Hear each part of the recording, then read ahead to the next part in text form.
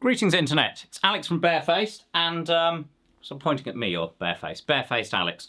And we have here this Markbass combo which featured in a recent video about 15s where we learnt and we demonstrated that Markbass have done an extremely good job of making a thing that is very loud and very hard to blow up, but with some tonal compromises. And then we have down here an Activier One10T, though I have the tweeter turned off for this demonstration. I thought it's fair to go 10 against 15 with no tweeter helping. And this is an active cab. It's not a combo in the sense that it doesn't have a load of extra knobs. It's just got one knob on the back, but you can use it with a pedal board like this. You can go straight in if you're happy with the EQ and controls you have on your bass. So it'll buffer a passive bass, which is what that bass is there, or this Stingray, which I've got set flat anyway. So just going to swap between the two of them so you can hear where we're at tonally, really. One thing I can definitely say, having tested this Markbass, it's very good at going loud. The reason it's very good at going loud is because it's a reasonably efficient speaker squeezed into a small cab, which is tuned reasonably high. And then because it's small, it really doesn't reach low. So what it isn't doing is wasting any power trying to make deep lows. The compromise there is you don't have any deeper bass. You're entirely reliant on kind of mid bass and upwards, which I don't like. But if you've got a rehearsal studio and you want some combos that are not expensive, go loud and are hard for people to blow up and still work as a bass amp, they work. If you care more about your sound, then we make things, many different things. This is our first active bass cab. There will be more, and obviously the bigger ones will be louder. Here we go. I've come in with, as usual, no plan of what to play. I shall just noodle around and see what happens.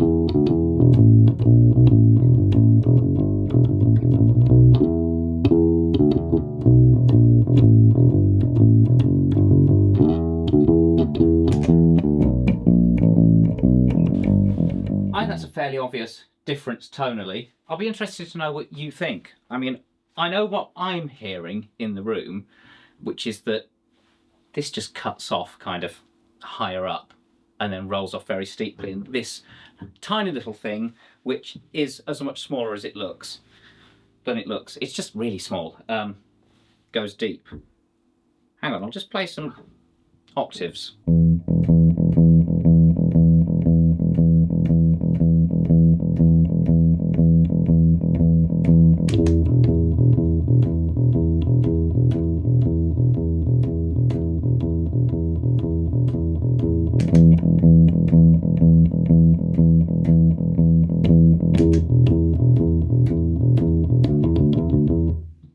You hear that? That's just very clear that when you drop between that octave E and the low E on this, the note goes down, but it doesn't really sound deeper. Do it on this.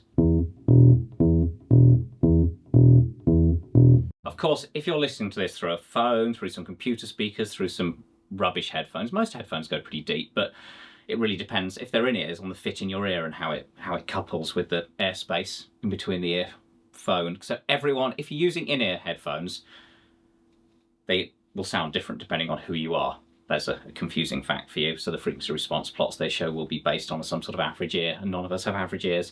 Mine certainly aren't. They're really stupid shape inside, but hence I wear proper earplugs for things. Let's try a different bass. One thing I've come to realise when it comes to bass gear is that I've always been a loud bass player in quite loud bands. So the band is loud, I want to be loud within that band, and then what I want tonally is even more demanding output wise. So I end up rehearsing in this not very big room and using a lot of power to get loud enough. I now realise that many of you are much more restrained with volume, which is probably why you haven't gone and started a speaker company, an amp company, because, you know, the gear was fine. Whilst for me, I've just kept running into limitations. The 110 Activier, it's not loud enough for me. I used it in a band practice and did very nasty things to it. Normally I'd use like 2 big baby 3s in rehearsal, or maybe 1 big baby 3 with a really powerful amp. And you know what, it held up. What was so interesting was when I was pushing it really hard, the way it broke up in a really nice way. So it was kind of adding dirt that wasn't meant to be there originally, but it worked with the fact that, yeah, when we're getting loud, I'm often using dirty sounds. And then when I'm using more textured sounds and, you know, spacious modulation and things like that, it then wasn't breaking up. So it was very effective. But if you are in more restrained situations, yeah, it's a rather magical little thing. So here we have Ye Olde custom bass, which is a 36-inch scale, and it's now tuned down to A, so it's a whole step down. And I'll do it on both pickups in parallel, so sort of like jazz bass pickups all the way up. It's a bit quiet in the other one, so I'm using the Cali 76, not as a compressor, just as a boost.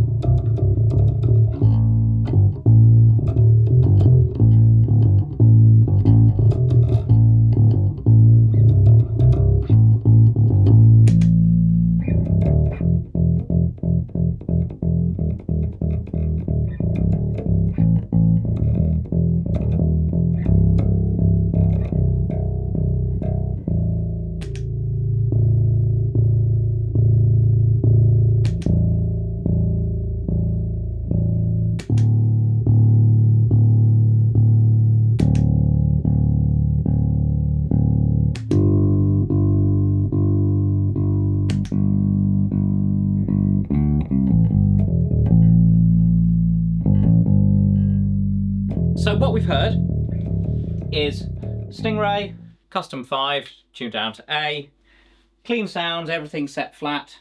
Yeah, just wanted to show you that that's a 15, that's a 10. How much smaller that 10 than that 15? Definitely goes low, low. It's that bottom octave. It's where bass starts.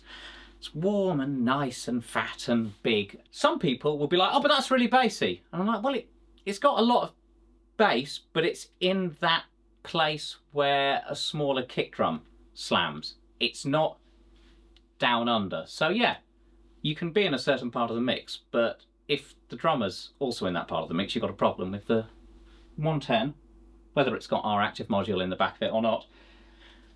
You've got room to maneuver tonally. And then it's not just all about bass, is it? Let's just have a listen to the mids and the highs. I'll go onto the bridge pickup.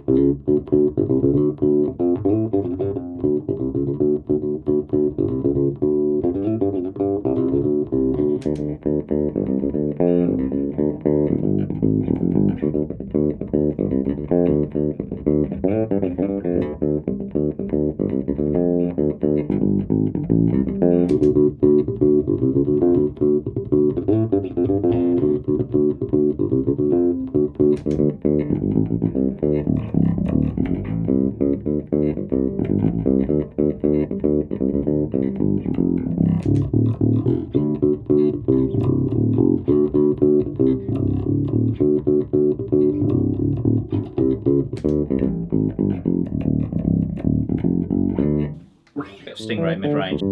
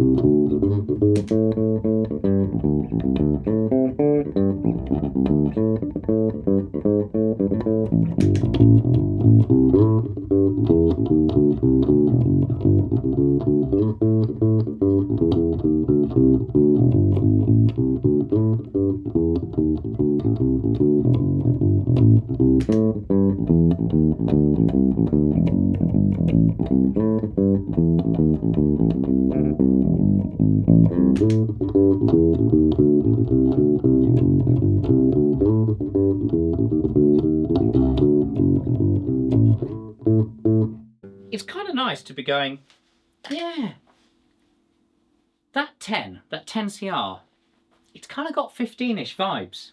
Always said that about it, that it was like, felt like it was replacing the 15s we used to make years ago, but it allowed us to do a half-size cab because you can't split a 15 in half.